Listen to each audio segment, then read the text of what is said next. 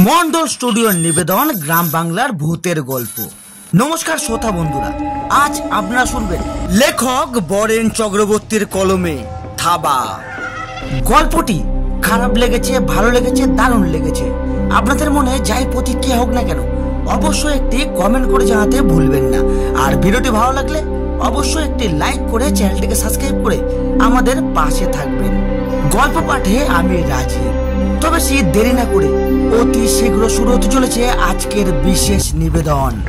লেখক বরেন চক্রবর্তীর কলমে থাবা।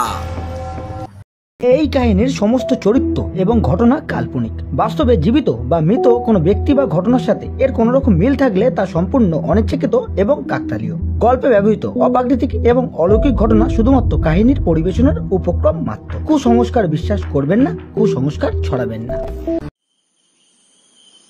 গৌরীপুর মোড়ে বাস থেকে নেমে ভীষণ অবাক আর হতভম্ব হয়ে পড়লাম।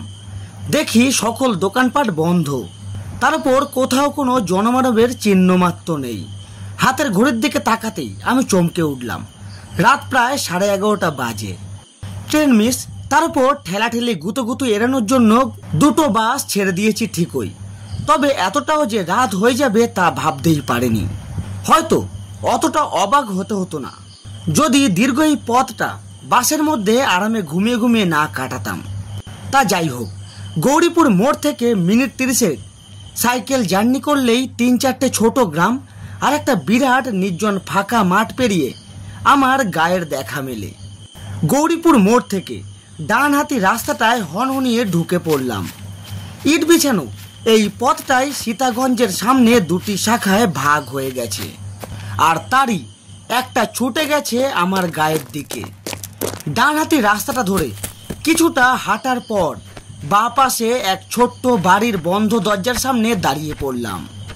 লোহার টিন বাঁধা সে দরজার ওপরের দেওয়ালে বাংলায় মোটা মোটা অক্ষরে লেখা সাইকেল জমা রাখা হয়। এটা বুড়ো পরেশ সেনের বাড়ি।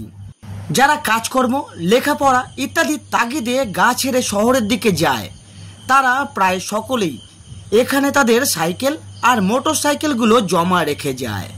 ভাড়া খুবই কম, সাইকেল প্রতি 5 টাকা আর মোটর সাইকেল 10 টাকা। বাড়ির টিনের দরজায় কয়েকবার সজোরে আঙুলের টোকা দিলাম, কিন্তু কোনো সাড়া মিলল না। শীতের ঠান্ডা হাওয়ায় দাঁতে দাঁতে কাঁপুনি ধরাচ্ছিল। মাথার মাফলারটা তাই আরো শক্ত কায়দা করে বেঁধে নিলাম। হাতের তালু দুটো ঘষতে ডাক দিলাম, কাকু দরজাটা খুলুন, সাইকেলটা নেব। তারপর আরো কয়েকবার আঙুলের টোকা দিলাম, তাও কোনো কাজ হলো না। খুড়তো এক দাদাকে ফোন করার জন্যে পকেট থেকে মোবাইলটা বের করে দেখি বেচারি মোবাইলটাও খিদে পেটে কেঁদে কখন যেন ঘুমিয়ে পড়েছে। এক বিরক্তি সূচক শব্দ করে দরজার দিকে ফিরে দাঁড়ালাম। দেখলাম ওপারে একটা কুঁজো কালো মূর্তি অন্ধকার ঠেলে দরজার দিকে এগিয়ে আসছে। কিছুটা সামনে আসতেই লোকটার হাতের হ্যারিকেনের মৃদু আলোয় তাকে স্পষ্ট চিনতে পারলাম। হ্যাঁ, দোকানি পরেশ সেন।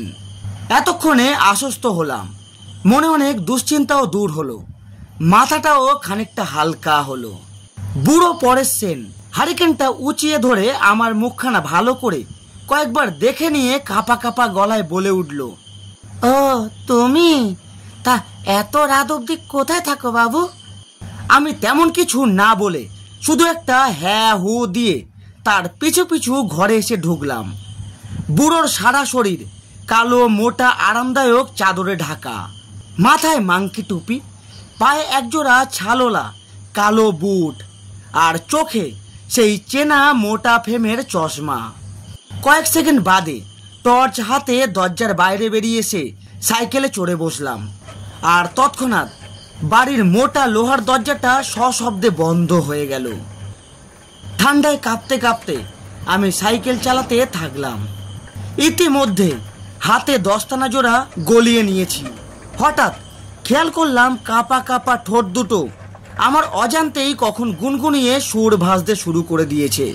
শিশুকালে পড়া সেই লাইনটাও মনে মনে আউড়ে উঠলাম, কেন করো শীত লাগে গান ধরো।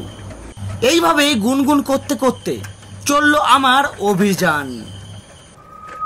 প্রায় 15-20 মিনিট সেভাবেই যাওয়ার পর হঠাৎ যেন আবহাওয়ার হালকা পরিবর্তন অনুভব করলাম। ঠান্ডাটা বোধ হয় এবার একটু বেশি হুল ফোটাচ্ছে। দেখলাম অন্ধকারে ডুবে থাকা বাড়িঘর আর গাছপালাগুলো কেমন যেন রহস্যময় দৃষ্টিতে তাকিয়ে আছে আমার দিকে।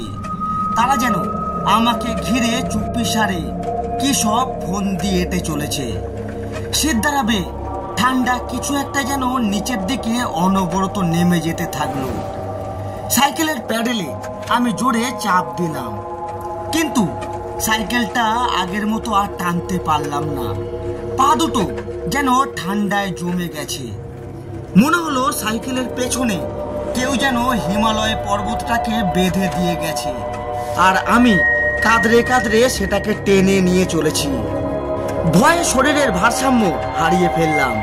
আরো একবার সাইকেলের গতি বাড়ানোর ব্যর্থ চেষ্টা করলাম, আর ঠিক তখনই আমার ঠান্ডা দেহের বাম কাঁধে এক হিম শীতল হাতের থাবা এঁটে বসলো। সাথে সাথে আমি বিভৎস এক চিৎকার করে সাইকেল থেকে গড়িয়ে পড়লাম। কাঁধের সেই জায়গাটা এখনো ঠান্ডা হয়ে রয়েছে, তবে থাবাটা যেন সরে গেছে মনে হলো। কয়েক সেকেন্ড বাদে আমি আস্তে আস্তে উঠে দাঁড়ালাম। ঘোর মাতালের মতো পা দুটো কেঁপে চলেছে, আর গলাটা যেন শুকিয়ে কাঠ হয়ে গেল। 2-3 বার ঢোক গিলে টিমে টর্চের আলোয় চারপাশটাকে দেখলাম। তারপর ভয়াত্ম কাঁদো কাঁদো গলায় চেঁচিয়ে উঠলাম, কে কে তুমি, কি চাও? গলার আওয়াজ তো দূরের কথা, ছোটখাটো কোনো শব্দ কানে এসে পৌঁছালো না। আমি সাইকেলটা 2 হাতে চেপে ধরে আবারও একবার চিৎকার করলাম, কে কে তুমি, কি চাও আমার কাছে? কয়েক সেকেন্ড কোনো সাড়া নেই। তারপর হঠাৎ এক সময় অমাবস্যার ঘন কালো অন্ধকার ফুঁড়ে ঠিক আমার কানের সামনে অশরীরটা মৃদু ফাঁপা আর ভয়ানক ভাঙা ভাঙা স্বরে বলে উঠল, আমি আমি কে? কি হবে তা জেনে? সাইকেলটা চালাও, দ্রুত চালাও, তোমার কোনো ক্ষতি করব না, অন্যথায়। শব্দের সাথে বেরানো তার মুখের ঠান্ডা বাতাস আমার এক কান দিয়ে ঢুকে অন্য কান ফুঁড়ে বেরিয়ে গেল, আর বিভৎস এক দুর্গন্ধে সারা গা গুলিয়ে উঠল। আমি মুখ বুজে প্রথমে সাইকেলে চড়ে বসলাম, তারপর প্যাডেল করতে আরম্ভ করলাম। এবারও সেই একই কাণ্ড, সাইকেল টানতে গিয়েও টানতে পারলাম না। কোনো রকমে সাইকেলটা গড়িয়ে চললো এই যা। হঠাৎ আমার বাম কাঁধে ঠিক সেই জায়গায় আর পেটের ডান দিকে আবারও তীব্র ঠান্ডা থাবার উপস্থিতি অনুভব করলাম। সেই অশরীরটা আমাকে 2 হাতে চেপে ধরেছে। দেহের ওই 2 স্থানের মাংসপেশি যেন জমে বরফ হয়ে গেল। এবার দেখলাম সাইকেলটা সজোরে ছুটছে। বুঝতে পারলাম না কোন দিকে ছুটে চলেছি আমরা। সাইকেলটা থামানোর জন্যে সজোরে ব্রেক কষলাম, তবুও থামাতে পারলাম না। গাছপালা ঘরবাড়ি পুড়ে সাইকেলটা এগিয়ে যেতে থাকলো। এক সময় সাইকেলটা 3 মাথা রাস্তার মোড়ে এসে পড়ল। চিনতে পারলাম আমি সেই রাস্তায়। এটাই তো সীতাগঞ্জের মোড়। মোড়ের বাম হাতি রাস্তাটায় নামলেই আর 10-15 মিনিটের পথ। প্রথমে পড়বে সেই ফাঁকা মাঠ, তারপরেই আমার গ্রাম। মনে পড়ল মাঠের মাঝখানে ভৌতিক শ্মশানটার কথা। কত না আজব, কত না ভয়ঙ্কর সব কাণ্ড ছোটবেলা থেকে শুনে এসেছি তাকে ঘিরে। গায়ের লোকেদেরও বলতে শুনেছি ওই শ্মশানে গভীর অমাবস্যার রাতে নাকি সারা রাত জুড়ে চলে ভূতেদের তাণ্ডব। তারা পথিককে ভুল পথে চালিত করে মজা দেখে, আর তাদের থলির ভেতর থেকে খাবার দাবার ফলমূল সব আত্মসাৎ করে ফেলে। ঘন্টাখানেক আগে অবধি আমি এ সকল ঘটনাগুলোকে একেবারে পাত্তা দিতাম না, কিন্তু আজ এই গভীর অমাবস্যার রাতে দাঁড়িয়ে এক বিভৎস নতুন অভিজ্ঞতার শিকার হলাম। ঘটনা আর বিশ্বাস অবিশ্বাসের মাঝে সুদৃঢ় পাঁচিলটা যেন নিমেষেই এক উন্মত্ত সাগরের ঢেউয়ে বরফের মতো গলে গেল। অবশেষে এসে পৌঁছালাম শ্মশানের রাস্তাটায়। বহুদিনের চেনা পথটা আজ যেন অচেনা ঠেকছে। কিছুক্ষণ আগে অবধি চারিদিকটা ছিল ঘন অন্ধকারে ঢাকা, কিন্তু এ পথে পৌঁছে দেখি কোথা থেকে মৃদু মৃদু সব আলো পড়েছে বড় বড় বট অশক্ত শেওড়া গাছের চূড়াগুলোতে। কি বিভৎস গা ছমছমে সে আবহাওয়া! কোনো একদল অশরীরী অতিথির অপেক্ষায় শ্মশানটা যেন সেজে গুজে বসে রয়েছে। সাইকেলের ক্যারিয়ার জুড়ে বিরাজমান অশরীরীটা তখন আর অতটা ভীতির সঞ্চার করছিল না। তার ঠান্ডা হাতের থাবাটাও আমার দেহ মানিয়ে উঠেছিল। মনে মনে ভাবলাম, একবার এই মাঠ পেরাতে পারলেই বাঁচি। পেছনের অশরীরীটা কোথায় চলেছে? আমার সাথে সাথে কি বাড়ি অব্দি যাবে নাকি কে জানে। এই সকল ভাবতে ভাবতে হঠাৎই এক জোরালো ঠেলা খেয়ে আমি সাইকেল থেকে ছিটকে রাস্তা দিয়ে গড়িয়ে পড়লাম শ্মশানের উল্টো দিকের নিচু মাঠে। মাঠের মাঝে চিত হয়ে পড়েই দেখলাম রাস্তার পাশে ঝুলে থাকা বটের ডালগুলো ধরে কেউ যেন হুড়মুড় করে গাছে চড়ে বসলো। এতক্ষণ আমার সাথে সাথে আসা অশরীরীটাই হবে বোধহয়। তারপরেই হঠাৎ শ্মশানের সমস্ত গাছপালা জুড়ে এক জোরালো আলোড়ন শুরু হলো, সাথে বিকট সব চিৎকার।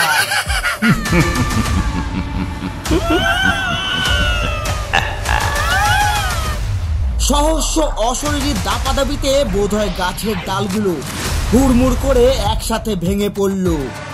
মাঠঘাট সব কাঁপতে শুরু করলো, আর ঘাস বিছানো সমতল মাঠটা অজস্র ফাটলে ভরে গেল।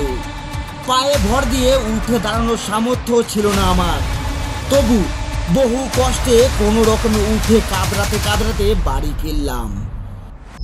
মুখ হাত পাটা ভালো করে ধুয়ে নরম বিছানায় শরীরটাকে টান টান করে মেলে দিলাম। সারা দেহে অজস্র ব্যথা। থার্মোমিটারে দেহের তাপমাত্রা ধরা পড়ল 105 ডিগ্রি ফারেনহাইট। পরের দিন সকালে ঘুম থেকে উঠে দেখলাম গায়ে ব্যথার বিন্দুমাত্র নেই, শরীরের তাপমাত্রাও পুরোপুরি স্বাভাবিক। কালকের ঘটনাটাও আর অতটা দগদগে ঠেকছে না। দেখলাম আমার সাইকেলের কিছু কিছু অংশ বেঁকে গেছে। ইতিমধ্যেই মা হাতে ব্যাগটা দিয়ে গেল বাজারে যাওয়ার জন্য। আমিও তৎক্ষণাৎ ব্রাশটা সেরে নিয়ে বাজারে বেরিয়ে পড়লাম। আমাদের হাট বসে সীতাগঞ্জের মোড়ে, সেখানেই চলেছি, সেই একই পথ। কয়েক মিনিট পর শ্মশানের রাস্তাটায় এসে পৌঁছালাম। সাইকেল থামিয়ে শ্মশানটাকে ভালো করে দেখতে লাগলাম, কিন্তু সেখানে অস্বাভাবিক কিছুই খুঁজে পেলাম না। গাছগুলো আগের মতোই ডালপালা ছড়িয়ে দাঁড়িয়ে আছে, আর ঘাস বিছানো মাঠটাও রয়েছে আগের মতোই সমতল। আমি আর কিছুই ভাবতে পারলাম না, মাথাটা আমার ভার হয়ে আসতে থাকলো।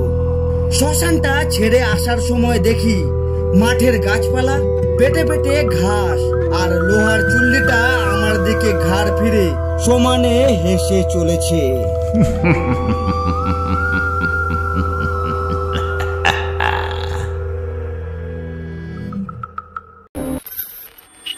মন্ডল স্টুডিওর নিবেদন গ্রাম বাংলার ভূতের গল্প।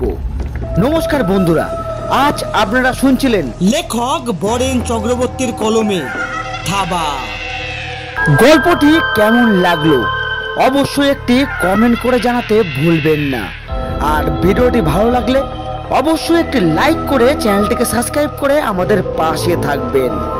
আজ এতটুকু, দেখা হচ্ছে আরো একটি হাড় হিম করা ভূতের গল্প নিয়ে। ততক্ষণ নিজে ভালো থাকুন আর সকলকে ভালো থাকতে সাহায্য করুন।